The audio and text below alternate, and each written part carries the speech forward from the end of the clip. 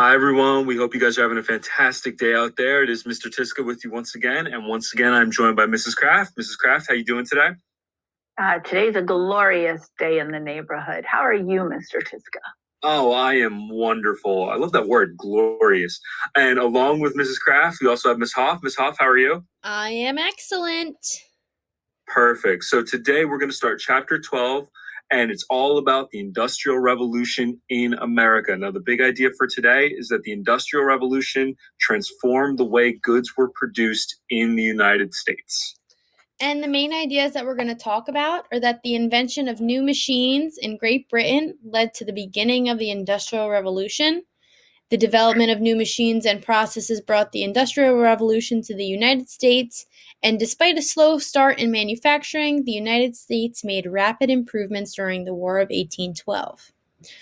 So, main idea number one, the invention of new machines in Great Britain led to the beginning of the Industrial Revolution. Most people at the beginning of the 1700s were farmers, and they made most of what they needed by hand, at their house. Many skilled workers, such as blacksmiths, carpenters, shoemakers, they would go into and make these goods by hand in the local town, so people could buy them. People began using machines, and these machines made things much easier and much more efficient. And made this process more efficient. So the Industrial Revolution, which we're going to be talking about, is a period of rapid growth using machines to make goods, and this arose in Great Britain in the mid-1700s and eventually makes its way to the United States. Yeah, so as Ms. Hoff just said, the Industrial Revolution started in Great Britain in the 1700s. So we're going to be going back in time a little bit. And it really started because of an English inventor by the name of Richard Arkwright. And he created something called the water frame, which we can actually show you in just a second. So you can see here, now this picture is in your textbook if you guys want a closer look. This is what the water frame looks like. And it was really revolutionary because once Richard Arkwright invents the water frame, it enables factories or mills in Great Britain to produce thread at a much faster rate. And if you're producing thread at a faster rate, you can produce more textiles, which are clothing. So the water frame was very instrumental in kicking off the Industrial Revolution in Great Britain.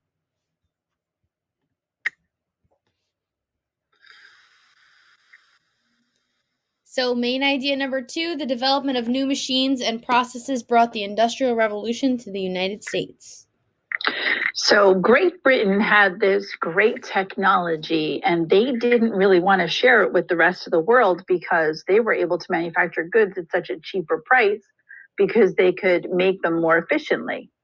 So if you worked at a factory in one of the mills, then you were not allowed to leave the country.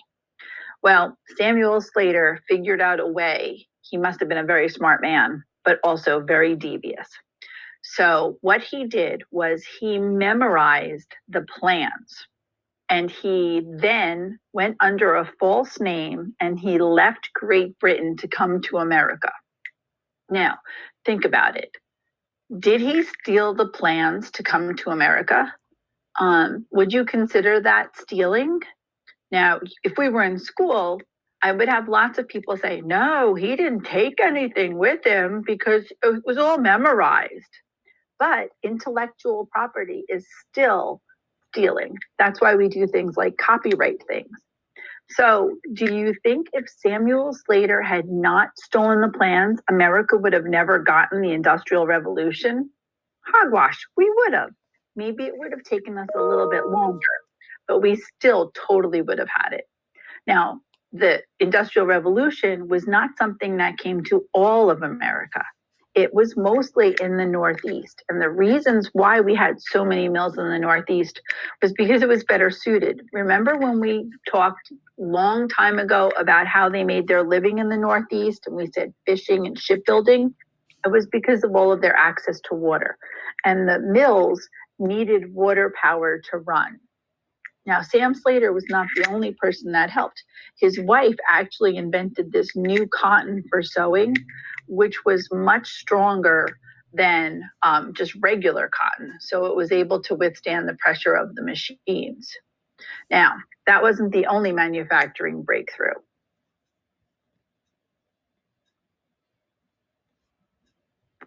Yeah, so U.S. factories actually needed better technology to produce muskets because in the 1790s, if you remember, when John Adams was our president, the U.S. and France became very close to going to war with one another. So John Adams actually seeks out an inventor by the name of Eli Whitney to come up with some sort of technology to make U.S. factories able to produce muskets at a much faster rate.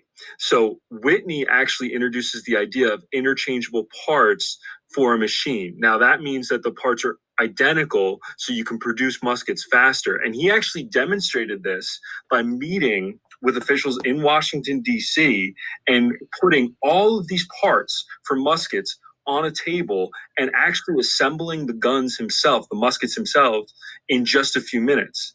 Now, they actually didn't believe him at first that he was actually able to do this. They're like, oh, no, you must have planned this out. So he actually took it apart and he did it again to prove that his interchangeable parts worked. And because of Eli Whitney creating interchangeable parts, that led to something called mass production. Mass production is when you produce something at a large rate. So Eli Whitney really helped the US increase its manufacturing, especially when it came to muskets and all of that.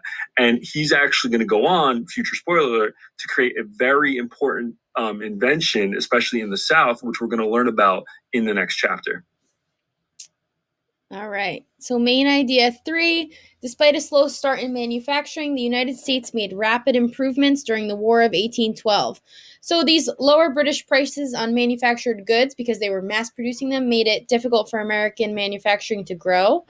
So American manufacturing was limited to goods such as cotton, flour milling, weapons, and iron products.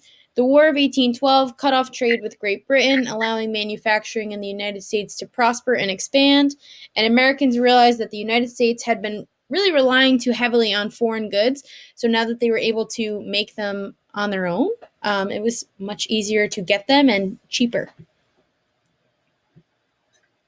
And I think that's it. Yep, that is it for us today. Mrs. Kraft, do you have anything else you want to add? No, you guys have a great day. Ms. Hoff, anything? Nope. Have a wonderful day, everyone. Have a fantastic day, everyone. We will talk to you soon. Bye-bye.